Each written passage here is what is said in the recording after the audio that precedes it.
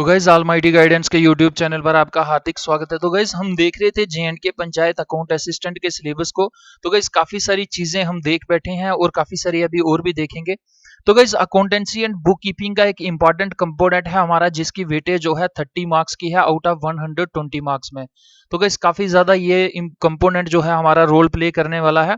काफी सारे टॉपिक्स इसमें देख भी चुके हैं हम। तो यहाँ पर इस वीडियो में हम देखेंगे ट्रेडिंग अकाउंट का एक इंपॉर्टेंट टॉपिक है हमारा इस कंपोनेंट में। तो गाइस देखेंगे ट्रेडिंग अकाउंट क्या होता है। सबसे पहले मैं आपको बताऊंगा कि फाइनल अकाउंट्स क्या होते हैं, क्योंकि ये जो ट्रेडिंग अकाउंट है ये भी हमारे एक फाइनल अकाउंट्स का एक पार्ट है। उसके बाद मैं आपको बताऊंगा कि ये ट्रेडिंग अकाउंट का फॉर्मेट किस तरीके से होता है, डेबिट साइड या क्रेडिट साइड कौन कौन सी एंट्रीज करनी होती हैं, ये भी सब डिटेल में बताऊंगा। और एट द एंड हम कुछ एमसीक्यूज देखेंगे ताकि हमें एक ये आइडिया हो जाएगा कि हमारे एग्जाम में किस प्रकार का क्वेश्चन जो है वो देखने को मिल सकता है। तो गाइस काफी इंपॉर्टेंट ये वीडियो रहने वाली है। ट्रेडिंग अकाउंट के रिलेटेड आपको कोई भी कंफ्यूजन नहीं होगा। आपको सिर्फ करना क्या है कि आपको शुरू से लेके अंत तक इस वीडियो तक जुड़े रहना है। तो गाइस ये हैं हमारे कुछ इंपॉर्टेंट टॉपिक्स जो हमारे सिलेबस में हैं। तो लगभग 11 टॉपिक्स जो हैं हम कवर कर बैठे हैं और इस वीडियो में हम 12th वाला जो हमारा टॉपिक है गाइस इसको हम कंप्लीटली कवर कर लेंगे। तो गाइस क्या होते हैं फाइनल अकाउंट्स। तो गाइस देखिए मैंने आपको बताया था। यहां पर हम देखते हैं कि सबसे पहले बिजनेस में अगर कोई ट्रांजैक्शन होती है उस ट्रांजैक्शन का एविडेंस होता है हमारा वोचर। उस वोचर को फिर हम जर्नल में एंटर करते हैं, जर्नल एंट्री बनाते हैं या जर्नल बनाते हैं। यानी उस जर्नल में जब हम रिकॉर्डिंग करते हैं उस एंट्री को पोस्ट करते हैं तो उसे जर्नल एंट्री कहा जाता है। उसके बाद गाइज हम लेजर बनाते हैं। लेजर के बाद हम ट्रायल बैलेंस बनाते हैं। ट्रायल बैलेंस ये देखता है कि क्या मैथमेटिकल इसमें करेक्टनेस है, एक्यूरेसी है या नहीं है। तो अगर कोई भी लेजर में गड़बड़ी है तो वो हमें ट्रेडिंग अकाउंट बता देगा, सॉरी ट्रायल बैलेंस बता देगा। तो गाइस ट्रायल बैलेंस के बाद हम क्या करते हैं, हम ट्रेडिंग अकाउंट बनाते हैं। तो काफी इंपॉर्टेंट है यहाँ पर। ट्रेडिंग अकाउंट से हमें ये पता चलता है कि हमारे बिजनेस में टोटल ट्रेड कितना हुआ है, क्योंकि यहां से आप इसे कह सकते हैं कि जो फाइनल हमारी फाइनेंशियल स्टेटमेंट्स होती हैं गाइज वो यहां से शुरू हो जाती हैं। तो ट्रेडिंग अकाउंट से हमें ये पता चलता है कि हमारा टोटल ट्रेड कितना हुआ है, क्योंकि इसी को देख के हमें जो नेट प्रॉफिट एंड लॉस निकालना होता है या बैलेंस शीट निकालनी पड़ती है, वो सारी इंफॉर्मेशन हमको जो है ये ट्रेडिंग अकाउंट से ही हमें लेनी पड़ती है। तो क्या कह रहा फाइनल अकाउंट्स, सबसे पहले हम देखते हैं ये फाइनल अकाउंट्स क्या होते हैं। Final accounts are the accounts which are prepared at the end of the physical year or an accounting period. तो गाइस एक फिजिकल ईयर के एंड में या आपका कोई भी अकाउंटिंग पीरियड है जो आपने सेलेक्ट किया हुआ है, मानिए हम यहाँ पर फिजिकल ईयर को लेते हैं, हम 1 अप्रैल से लेके जो है 31 मार्च तक हम देखते हैं कि हमें इसकी जो अकाउंटिंग पीरियड हमारा ये है और इसमें हमको कैलकुलेशन करनी है कि हमारा टोटल इसमें प्रॉफिट लॉस या कोई भी हमारा जब अकाउंटिंग पीरियड की बात करते हैं तो उसमें एक प्रेस्क्राइब्ड हमारे पास वो टाइम पीरियड होता है। तो ये फाइनल अकाउंट्स हमारे पास क्या करते हैं, they are the accounts which are prepared at the end of the physical year or an accounting period. कि बिजनेस जब शुरू हुआ पूरे उस अकाउंटिंग पीरियड में उसकी क्या एक्टिविटी रही, जब वो एट द एंड होता है उसमें पूरे का एनालिसिस जब हम करते हैं तो किन के माध्यम से करते हैं गाइज, वो हमारे होते हैं फाइनल अकाउंट्स होते हैं। They give a precise idea of the financial position of the business organization।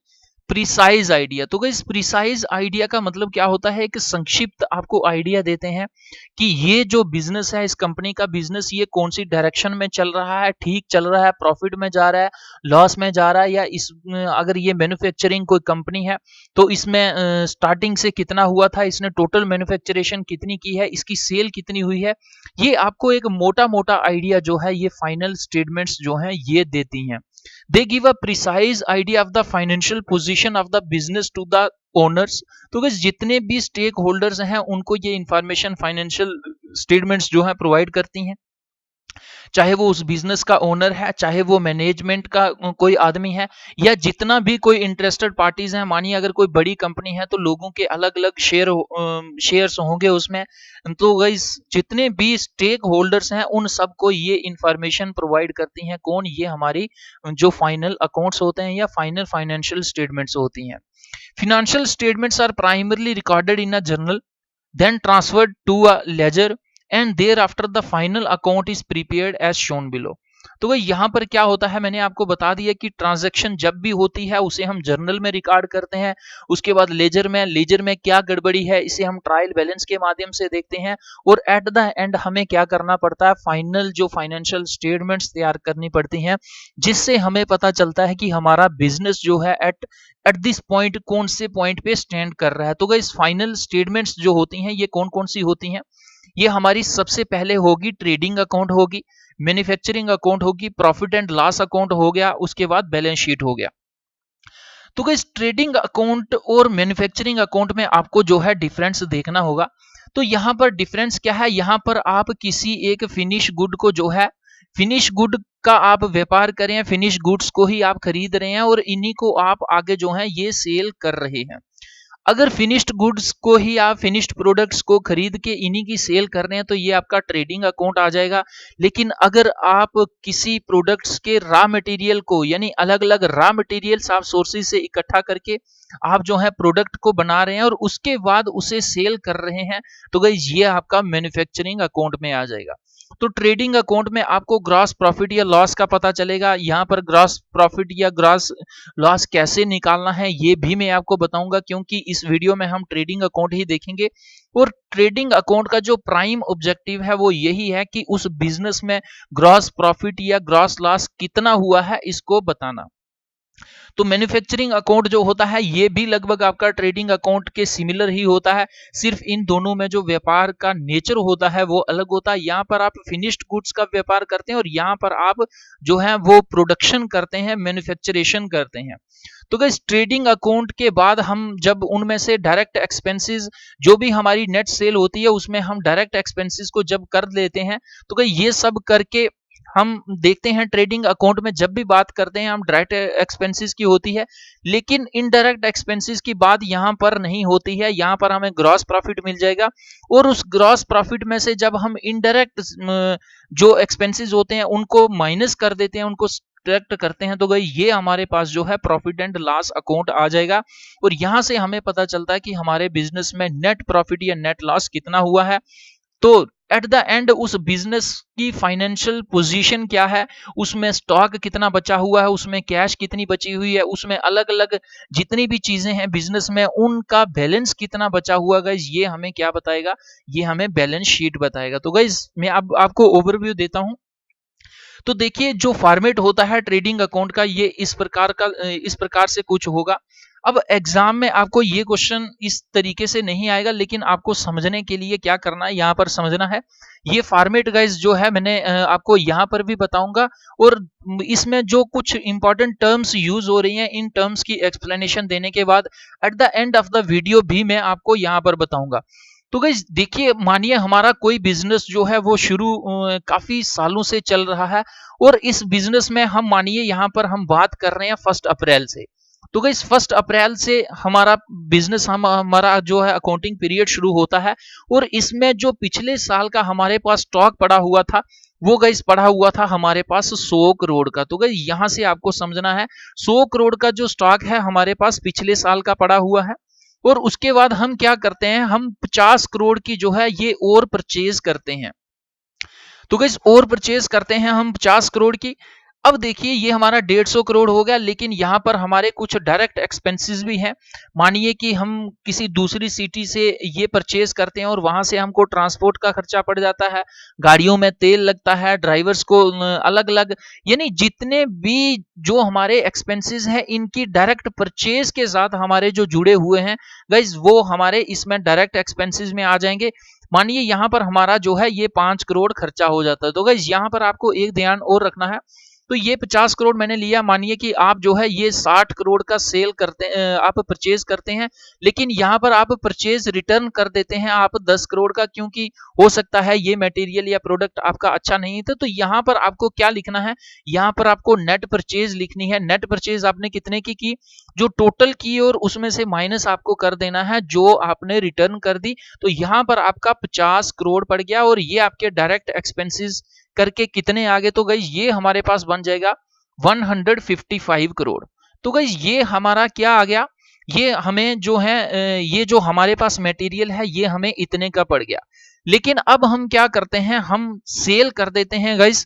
कितनी सेल करते हैं कि हम नगदी जो सेल करते हैं गाइस, ये हम करते हैं 140 करोड़ की। तो यहाँ पर हम एग्जांपल के तौर पर ले रहे हैं, तो मानिए 140 करोड़ की हमने सेल भी कर दी, और अभी भी हमारे पास जो है वो स्टॉक में मटेरियल कितना पड़ा हुआ है, 30 करोड़ का पड़ा हुआ है। तो देखिए हमारे स्टॉक में टोटल मटेरियल कितना था, टोटल मटेरियल हमारे पास 155 करोड़ का था। अब हमने 140 करोड़ का इसमें से बेच भी दिया, लेकिन अभी भी हमारे पास 30 करोड़ का जो है ये यहाँ पर पड़ा हुआ है। तो गाइस अब हमको क्या करना है, जो हमारे पास स्टॉक बचा हुआ है, टोटल स्टॉक में से बचे हुए स्टॉक को जब हम माइनस करेंगे, तो गाइस यहाँ से अगर हम माइनस करेंगे 30 करोड़ माइनस करेंगे, तो ये हमारा कितना आ जाएगा गाइस, ये आ जाएगा हमारा 125 करोड़। यानी 125 करोड़ का मटेरियल जो है ये हमने सेल किया है, 30 करोड़ का तो अभी भी बचा हुआ है। 125 करोड़ का प्रोडक्ट जो हमने है सेल कर दिया, और ये कितने का सेल किया है हमने, ये गाइस सेल किया है हमने 140 करोड़ का। तो देखिए 140 का हमने 140 करोड़ का सेल किया, और कितना मटेरियल था जो हमें उसकी अपनी कास्ट पड़ी हुई थी गाइस, ये पड़ी हुई थी हमें कास्ट 125 करोड़ की, और 140 करोड़ में जब हमने सेल किया, यानी यहां से हमें जो प्रॉफिट हो रहा है वो कितना हो रहा है गाइस, ये हमें प्रॉफिट हो रहा है 15 करोड़ का। तो यही 15 करोड़ जो है ये हमारा ग्रॉस प्रॉफिट आ जाएगा। कितना आ जाएगा गाइस, ये हमारा 15 करोड़ जो है ये ग्रॉस प्रॉफिट आ जाएगा। तो अब आपको यहाँ पर ये भी चीज देखनी है, क्योंकि ये टर्म्स मैंने आपको जब स्टार्टिंग वाली वीडियो हमने देखी थी, most important terms in accountancy and book keeping, उसमें भी मैंने आपको एक इंपॉर्टेंट चीज बताई थी, वो थी COGS, तो कॉस्ट ऑफ गुड्स सोल्ड। तो यहां पर देखिए आप 140 करोड़ की सेल कर रहे हैं, लेकिन वो सेल आप जो 140 करोड़ की कर रहे हैं उनकी आपको खुद कीमत कितनी पड़ी हुई थी गाइस, वो कीमत थी आपके पास 125 करोड़ की, और इसी को आप कहते हैं COGS। COGS का मतलब हो गया कॉस्ट ऑफ गुड्स सोल्ड, कि आपको जो चीजें बेची हैं उन्हें खुद कितने प्राइस पे पड़ी थी, या खुद आपका कितना खर्चा हुआ था। तो गाइस जितना खर्चा हुआ था टोटल सेल में से आप जब वो माइनस कर लेंगे, तो यहां पर आपका ग्रॉस प्रॉफिट आ जाएगा। तो गाइस एट द एंड जब आप देखेंगे, तो एट द एंड ये आपका ग्रॉस प्रॉफिट, और ये जो आपका एक्सपेंसेस, डायरेक्ट एक्सपेंसेस सब मिला के, या आपके परचेज या ओपनिंग स्टॉक को देखेंगे, तो यहाँ पर 155 करोड़ है, और ये आपका कितना बन गया है, ग्रॉस प्रॉफिट आपका यहाँ पर 15 करोड़ है। और जब इसको आप प्लस करेंगे तो गाइस ये आपका 170 करोड़ आ जाएगा, और आप अगर इन दोनों को भी प्लस करेंगे तो यहाँ पर आपका 170 करोड़ आ जाएगा। तो गाइस इस प्रकार से जो है ये ट्रेडिंग अकाउंट काम करता है। देखिए यहां पर आपको प्रॉफिट हो रहा है, यानी जितने की चीजें आपको पड़ी हैं, जितने की चीजें आपको पड़ी हैं आप उससे ज्यादा का सेल कर रहे हो। देखिए यहाँ पर कितना है, 125 करोड़ की आपके उसकी कॉस्ट खरीदने की थी, और आप 140 करोड़ का बेच रहे हो, यानी आपको 15 करोड़ जो है वो प्रॉफिट हो रहा है। इसीलिए आप इसको ग्रॉस प्रॉफिट के यहाँ पर एंट्री कर रहे हैं। मानिए आपको 125 करोड़ का मटेरियल जो है खुद पड़ा हुआ था, कोविड की वजह से या किसी और वजह से आप उसे जल्दी में बेचते हैं, और आप उसे 120 करोड़ का बेच देते हैं, तो यहाँ पर आपका ग्रॉस लॉस आ जाएगा। तो गाइस ग्रॉस लॉस जब लिखना है तो उसकी एंट्री आपको यहाँ पर करनी है। तो गाइस इस प्रकार से ये ट्रेडिंग अकाउंट है, आपको समझना है। तो इसी प्रकार से ओपनिंग स्टॉक यहाँ पर कितना आ गया, कि बिजनेस के स्टार्ट में जब आपने अकाउंटिंग पीरियड शुरू किया उसमें आपके पास कितना था, फिर आपने परचेजेस कितनी की, उसके ऊपर डायरेक्ट एक्सपेंसेस। तो गाइस डायरेक्ट एक्सपेंसेस वो होते हैं जो उस प्रोडक्ट को आपके वेयर हाउस तक, या आप ट्रांसपोर्ट का खर्चा, ड्राइवर्स का खर्चा, जितने भी उसको उस सेल पॉइंट तक पहुंचाने के लिए लगता है गाइस, ये सारे आपके डायरेक्ट एक्सपेंसेस आएंगे। और ये सारा करने के बाद अब सेल्स में क्या होता है, मानिए आपने 150 करोड़ की सेल की थी, लेकिन आपके भी हो सकता है प्रोडक्ट जिस प्रकार से आपने खरीदे थे तो यहां से वापस कर दिए थे, हो सकता है आपको यहां से भी आप जो चीज सेल करेंगे आपको फिर कुछ सेल से रिटर्न आ जाए। 150 करोड़ की आपने बेची थी, तो यहां पर आपको 10 करोड़ की वापस से आ गई, यानी नेट सेल जो आपकी कितनी हुई है, ये 140 करोड़ की हुई है। तो आपका क्लोजिंग स्टॉक अभी आपने सेल करने के बाद आपके पास कितना मटेरियल बचा हुआ है, तो ये भी आप देखेंगे। और उसके बाद आप ग्रॉस लॉस, अगर ये आपका जो है सेल्स वाला अमाउंट कम है और आपका सीओजीएस ज्यादा है, तो गाइस आपका जो है ये लॉस आ जाएगा, यहाँ पर ग्रॉस लॉस आ जाएगा। तो गाइस आई होप कि आपको ये सारा फॉर्मेट समझ आ गया होगा। एक्सप्लेनेशन करने के बाद मैं आपको फिर से एक बार ये फॉर्मेट समझाऊंगा ताकि किसी भी प्रकार का कंफ्यूजन यहाँ पर आपको ना रहे। तो गाइस देखिए क्या होता है trading account. Trading account represents the gross profit gross loss. तो गाइस यहां से डायरेक्ट क्वेश्चन आपको देखने को मिल सकता है कि ग्रॉस प्रॉफिट और ग्रॉस लॉस को कौन जो है रिप्रेजेंट करता है। आपकी profit and loss account represent करता है, profit and loss appropriation account करता है, ट्रेडिंग अकाउंट करता है, ट्रायल बैलेंस करता है। तो गाइस इसका आंसर हमारे पास क्या हो जाएगा, इसका आंसर हमारे पास हो जाएगा trading account. of the concern out of sale and purchase for the particular accounting period। एक particular accounting period में आपने सेल या परचेज कितनी की है, आपको फायदा हो रहा है, नुकसान हो रहा है, ये जो ग्रॉस प्रॉफिट एंड लॉस है ये आपको कौन बताएगा गाइस, ये आपको ट्रेडिंग अकाउंट जो है ये बताएगा। अब आपको देखना है कि जैसे मैंने आपको बताया कि डेबिट साइड हमने किसकी एंट्री करनी है और क्रेडिट साइड किसकी करनी है, जैसे अभी मैंने बताया। तो ये आपका जो है ये आपका डेबिट साइड आ जाएगा और ये आपका जो है ये क्रेडिट साइड आ जाएगा। तो डेबिट साइड किसकी एंट्री होगी, ओपनिंग स्टॉक की होगी, परचेजेस की होगी, डायरेक्ट एक्सपेंसेस की होगी, और इसके बाद हमें ग्रॉस प्रॉफिट देखना है। तो यहीं पर अब हमें ये पूछ रहा है कि particulars of direct debit side of trading account, कि हमें कौन कौन से पर्टिकुलर जो है, मैंने आपको बता दिया कि ओपनिंग स्टॉक देखना है।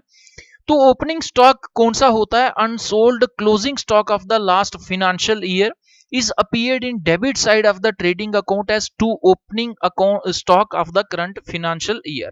तो गाइस देखिए मैंने आपको बता दिया कि इस प्रकार से आपका अकाउंट बनेगा, यहाँ पर आपका डेबिट होगा, यहाँ पर क्रेडिट होगा। तो यहाँ पर आप क्या करते हैं कि पिछले साल का जो आपका यहाँ पर अकाउंट जो क्लोजिंग स्टॉक बचा हुआ था वो यहाँ पर नेक्स्ट में आपका जो है ओपनिंग स्टॉक बन जाएगा। और इसका ओपनिंग स्टॉक मानिए सीओजीएस जितना भी आया, फिर आपका यहाँ क्लोजिंग स्टॉक जो है यहाँ पर बच गया, और ये जब अगला आपका आएगा तो यहाँ पर फिर से ओपनिंग स्टॉक बन जाएगा। तो इसी तरीके से ये कह रहा है ओपनिंग स्टॉक से ये ओपन होता है, और इसकी एंट्री जो होती है आपको लेफ्ट साइड देखना है कि हम कितने बैलेंस के साथ जो है इस अकाउंटिंग पीरियड को हमने शुरू किया था। तो बहुत खूबसूरत लाइन है, देखिए unsold closing stock of the last financial year is appeared in the debit side of the trading account, की पिछले साल हमने ये पिछले अकाउंटिंग पीरियड में हमने कितना क्लोजिंग स्टॉक रखा था वो आपका यहाँ पर ओपनिंग स्टॉक हो जाएगा। उसके बाद आपने परचेजेस कितने की, अभी मैंने आपको बताया कि 100 करोड़ मानिए हमारा ओपनिंग स्टॉक है, फिर हम 50 करोड़ की परचेज करते हैं। तो ये परचेजेस में क्या कहता है, total purchases net of purchase return. तो आपने जितनी परचेज की है मानिए, तो उसमें से आप जो परचेज रिटर्न कर देते हैं ये आपकी नेट परचेज आ जाएगी। तो यहां पर आपको नेट परचेज लिखना है, including cash purchase and credit purchase. तो यहां पर आपको वो दोनों परचेजेस लिखनी है, चाहे आपने नकदी से वो खरीदा है, चाहे क्रेडिट उधारी पे खरीदा है, आपने खरीदा है तो उसे परचेज में आपको लिखना होगा। Of traded goods during the current financial year appeared as to purchases. तो यहां पर आपको एंट्री क्या करनी है, टू परचेजेस। तो आपको जितना अमाउंट होगा उसकी डेबिट साइड एंट्री कर देनी है, मैंने आपको बताया भी है और नेक्स्ट स्लाइड में फिर से बताऊंगा। In the debit side of trading account. तो गाइस आई होप कि आपको ये काफी अच्छे से समझ आ रहा है। अब उसके बाद डायरेक्ट एक्सपेंसेस, तो डायरेक्ट एक्सपेंसेस भी आपको डेबिट साइड एंटर करने हैं यहाँ पर। जैसे expenses incurred to bring traded goods at business premises warehouse called direct expenses, कि जहां से आपने उसको सेल करना है उस पॉइंट तक पहुंचाने के लिए आपका जितना भी खर्चा हो रहा है उसे आप किस में इंक्लूड करेंगे गाइस, उसे आपने डायरेक्ट एक्सपेंसेस में इंक्लूड करना है।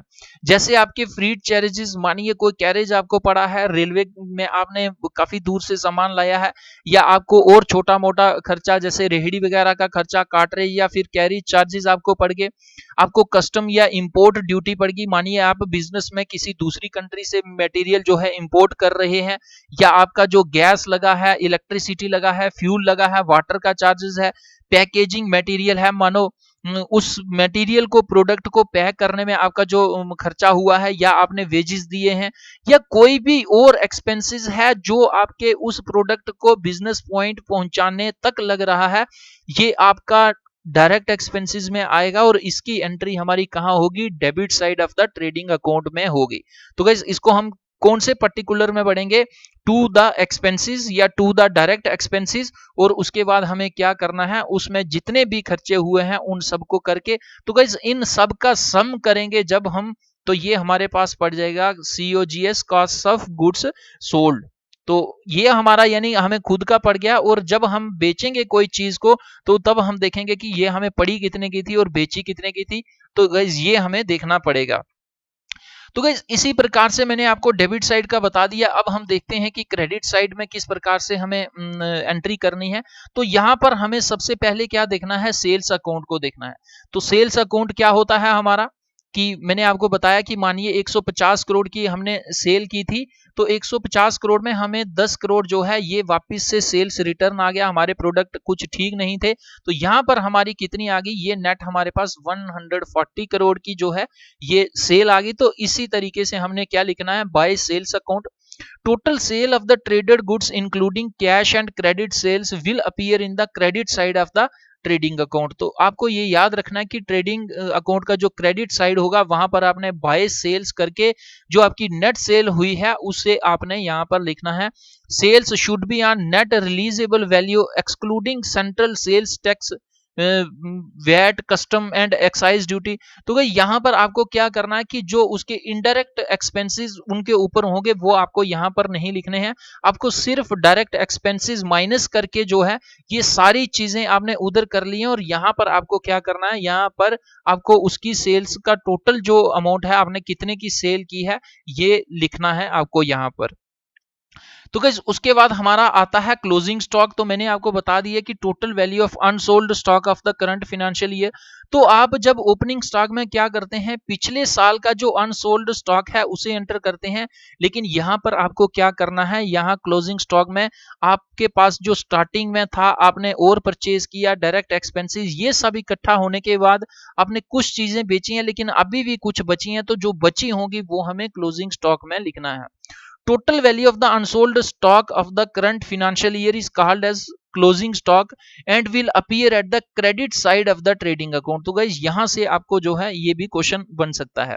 तो क्लोजिंग स्टॉक हमारा क्या आ जाएगा, opening stock plus net purchases. तो यहां पर नेट परचेजेस के बीच में आपको डायरेक्ट एक्सपेंसेस भी ऐड करने हैं, और यहां से आपको माइनस क्या करना है, जितनी आपने नेट सेल कर दी है, क्योंकि आपके पास मानिए जेब में जो है 1 लाख रुपीज है, आप मार्केट में जाते हैं 20,000 खर्चा करके आ जाते हैं, तो आपके पास पीछे कितना बच गया, ये 80,000 बच गया। तो गाइस यहाँ पर जो है ये आपका क्लोजिंग वहां पर आ जाएगा, जिसे हम क्लोजिंग स्टॉक के नाम से यहाँ देख रहे हैं। तो गाइस इस प्रकार से हमको क्या करना है, ये हमारा क्लोजिंग स्टॉक निकल जाएगा। ओपनिंग स्टॉक कितना था, उसमें जब परचेजेस, डायरेक्ट एक्सपेंसेस ये सारी चीजें हम देखेंगे तो ये हमारा आ जाएगा गाइस, क्या आ जाएगा, ये हमारा नेट सेल निकाल के हमारा क्लोजिंग स्टॉक हमें पता चल जाएगा कि हमारे पास अभी स्टॉक जो है वो कितना बचा हुआ है। तो गाइस इसी तरीके से आपको ग्रॉस प्रॉफिट का, जैसे मैंने बताया कि ग्रॉस प्रॉफिट क्या होता है, तो gross profit is the difference of revenue and the cost of providing services or making products. तो क्या होता है ये कि ग्रॉस प्रॉफिट ये हो गया कि हमें एक प्रोडक्ट को बनाया, उसके ऊपर जितने भी एक्सपेंसेस हुए इन सब का टोटल जो है, इन सब का जो टोटल हमारे पास एक्स वाई जेड या कुछ भी आ गया, और जो हमने ये चीजें जाके सेल करी हैं, ये जब चीजें सेल करी हैं तो हमने, ऑब्वियस है आपको बिजनेस पॉइंट ऑफ व्यू से सोचना है, तो आपने जितना खर्चा किया है इससे मोस्ट प्रोबेबली चांसेस यही होंगे कि ये जो है ज्यादा होगी, और जितनी आपने सेल की है उसमें से आपको क्या करना है, जो COGS है, कॉस्ट ऑफ गुड्स सोल्ड है, यानी जितनी आपको अपनी कीमत पड़ी है, जब इसको आप माइनस कर देंगे तो गाइज ये हमारे पास क्या आ जाएगा, ये ग्रॉस प्रॉफिट आ जाएगा। इतना ही था ट्रेडिंग अकाउंट, आपको अच्छे से समझ आ गया होगा। तो गाइज एक बार फिर से हम देख लेते हैं कि किस प्रकार से ये एग्जाम्पल है। तो भाई यहां पर हम ले लेते हैं, मानिए हमारा बिजनेस शुरू हो रहा है, उसमें जो ओपनिंग स्टॉक था हमारे पास 200 करोड़ का है, पिछले साल का पड़ा हुआ, और यहां पर हम जो है 80 करोड़ की हम और परचेज करते हैं, और हमारे जो डायरेक्ट एक्सपेंसेस हैं यहां पर अब हम ले लेते हैं 10 करोड़ और लगते हैं। तो ये हमारे पास टोटल कितना बन गया, ये हमारे पास 290 करोड़ बन गया, यानी इतना पैसा लगा है हमारा, और जाके जितने भी हमारे पास अभी प्रोडक्ट्स हैं इनके पास अभी अभी हैं हमारे पास। तो गाइस 290 करोड़ में से हमारे पास हम काफी सारी चीजें बेच देते हैं, लेकिन अभी भी हमारे पास जो है ये 50 करोड़ का स्टॉक पड़ा हुआ है। और हमने क्या किया है, यानी ये 240 या 240 करोड़ का जो हमें मटेरियल खुद का पड़ा हुआ था, हमने ये इसको बेचा हुआ है 260 करोड़ में। तो गाइस यहाँ पर देखिए हमें क्या देखना है, तो 260 करोड़ में पड़ा, हमारे पास टोटल मटेरियल कितना था, 290 करोड़ का था, और 50 करोड़ का अभी भी हमारे पास पड़ा हुआ है। यानी जो हमने बेच दिया है प्रोडक्ट, वो हमने कितने का बेच दिया है गाइस, वो हमने बेच दिया है यहां पर आपका 240 करोड़ का। तो 240 करोड़ का जो मटेरियल है, इसको हमने कितने का बेचा है गाइस, ये हमने बेचा है 260 करोड़ का। यानी अभी भी हमारे पास जो है यहाँ पर प्रॉफिट ये बता रहा है, बेचा हमने ज्यादा का, हमें पड़ा खुद का था, कम का था। तो यहाँ पर हमें ग्रॉस प्रॉफिट क्या आ जाएगा, ये हमें 20 करोड़ आ जाएगा। और ये जो हमें जितने का प्रोडक्ट पड़ा हुआ था गाइस, इसे हम कहेंगे COGS। तो यहाँ पर आपको ये इसका मतलब होता है कॉस्ट ऑफ गुड्स सोल्ड। तो गाइस इस प्रकार से जो हमने चीजें बेची हैं, गुड्स सेल करी हैं या सोल्ड हुई हैं, उनका हमें खुद खुद कितना प्राइस पड़ा हुआ था, ये 240 करोड़ था। तो गाइस इस प्रकार से आपको समझना है। तो अब क्लोजिंग स्टॉक कितना है और सेल्स कितना है, जब आप इनको प्लस करेंगे तो ये आपके पास 310 करोड़ आ जाएगा। और इसी प्रकार से अगर आप देखेंगे तो यहाँ पर 290 करोड़ का आपको पड़ा था और आपको 20 करोड़ का ग्रॉस प्रॉफिट हो गया। तो ये भी आपका जो है 310 करोड़ का हो जाएगा। यहाँ पर भी आपकी जो आपका लेफ्ट हैंड साइड, या फिर हम जो करते हैं कि डेबिट जितना हो रहा है उतना क्रेडिट के बराबर होगा, तो इन दोनों को अगर हम माइनस करेंगे एक दूसरे में से, तो यहाँ पर जीरो बैलेंस आ जाएगा। इसका मतलब यह है कि जो हमारा ट्रेडिंग अकाउंट है ये हमारा एक्यूरेट बना हुआ है, यानी किसी भी प्रकार का जो हमने है एंट्री यहाँ पर गड़बड़ नहीं की हुई है। तो गाइस इस प्रकार से जो है ट्रेडिंग अकाउंट का है। अब मैं आपको बताऊंगा कि एग्जाम में क्वेश्चंस किस प्रकार से आ सकते हैं। तो गाइस देखिए ऑन द डेबिट साइड, तो डेबिट की जब भी बात हुई तो डेबिट का क्या मतलब हो गया यहाँ पर, तो डेबिट का मतलब हो गया आपका ये वाला साइड, और ये क्रेडिट होता है। डेबिट का मतलब आपका लेफ्ट साइड, ये आपका आ गया राइट वाला साइड, और ये आ गया लेफ्ट वाला साइड। लेफ्ट वाली साइड आप ट्रेडिंग अकाउंट में किस किस को रिकॉर्ड करते हैं, ये पूछा जा रहा है। क्या आप डायरेक्ट एक्सपेंसेस को रिकॉर्ड करते हैं, क्या आप इनडायरेक्ट एक्सपेंसेस को रिकॉर्ड करते हैं, दोनों को करते हैं, या नन ऑफ दीज को करते हैं। तो गाइस मैंने आपको अभी बताया, अब इसका आंसर हम देखते हैं, लेकिन उससे पहले मैं आपको समझा देता हूं। ट्रेडिंग अकाउंट में इनडायरेक्ट एक्सपेंसेस की बात नहीं होती, तो ये यहां पर कैंसिल हो गया, बोथ ऑफ दीज भी कैंसिल हो गया।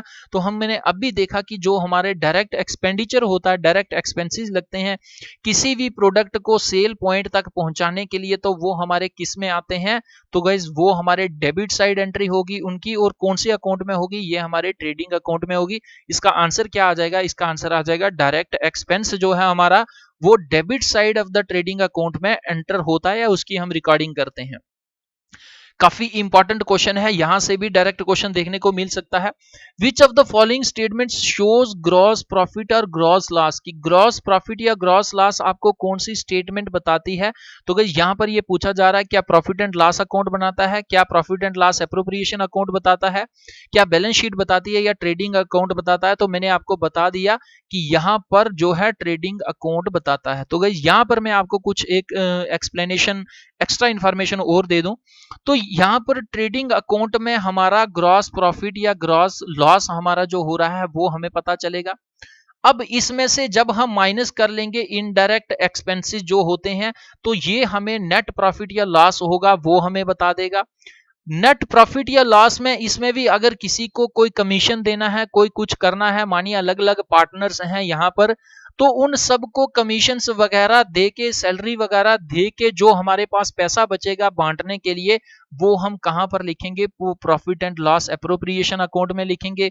और हमारे बिजनेस में मानिए पैसा कितना है, अभी स्टॉक कितना बचा हुआ है, एम्प्लॉइज कितने हैं, या कितनी अलग अलग चीजें, हमारी ओपनिंग स्टॉक में कितनी थी और अभी क्लोजिंग में कितनी है। तो जब हम क्लोजिंग में से गाइज ओपनिंग को माइनस करेंगे, तो हमारे पास जो भी बैलेंस आ जाएगा, ये सारे बैलेंसेस हमको कहां पर देखने को मिलेंगे, तो गाइज ये बैलेंस शीट में देखने को मिलेंगे। आई होप कि ये ट्रेडिंग अकाउंट आपको अच्छे से समझ आ गया होगा, किसी प्रकार का कोई कंफ्यूजन नहीं होगा।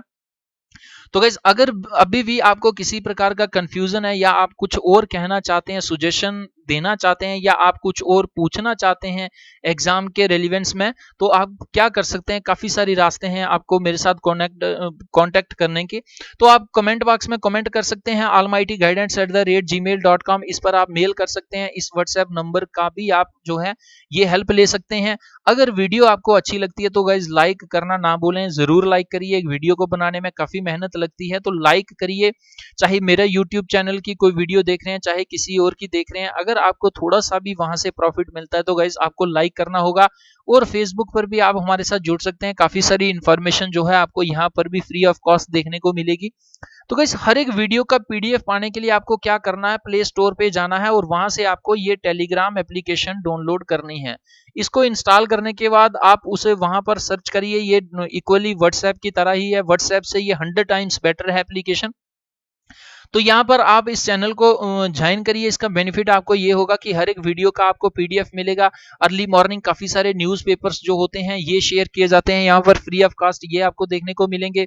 वाजीराम इनसाइट्स, ये जितने भी करंट अफेयर्स होते हैं मंथली, ये भी आपको मैगजीन्स यहाँ पर देखने को मिलेगी। इसके अलावा जो पीडीएफ फॉर्म में कम्पिटिटिव एग्जाम्स की गाइस बुक्स होती हैं, ये भी काफी सारी मैं यहाँ पर जो है फ्री ऑफ कॉस्ट प्रोवाइड करता हूँ। तो गाइस अगर आप चाहते हैं कि लगातार आपको इसी प्रकार की वीडियोस मिलती रहें, तो आपको क्या करना है, जो गरीब बच्चे हैं, दूर दराज के बच्चे हैं, उन तक इस प्रकार के यूट्यूब चैनल्स की वीडियोस या पीडीएफ्स पहुंचाने। और खुद आपको क्या करना है, ये चैनल को सब्सक्राइब करने के बाद रिंग बेल आइकन पर ऑल पर क्लिक कर देना है, ताकि जो भी नई वीडियो या इंफॉर्मेशन अपलोड की जाए वो तुरंत एक मैसेज या अलर्ट के रूप में आपके पास आ जाए।